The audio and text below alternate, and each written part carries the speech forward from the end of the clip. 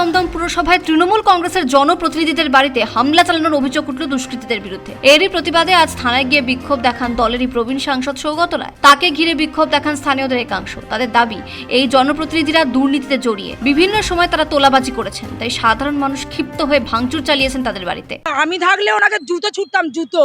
আর এরপরে দ্বিতীয় জনের নাম আছে, সেটা হচ্ছে উত্তর দমদমে যে বিশাল হাতের চেয়ারম্যান।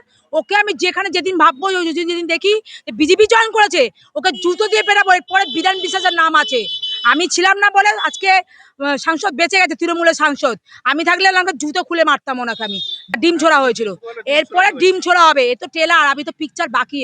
এখনো পর্যন্ত বিজেপি ভদ্র আছে, এরপরে আরো দেখবে যে আমরা আরো কি করতে পারি। ট্রেলার দেখিয়েছি, পিকচার বাকি।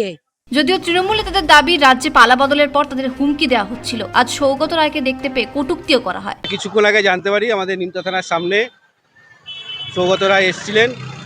কিছু হয়তো ওনাদের তৃণমূলের কিছু লোকজন হয়তো ধরপাকড় চলছে, সেই জন্য হয়তো কিছু বলতে এসেছিলেন যে ওরা ছাড়াবার ব্যবস্থা করতে।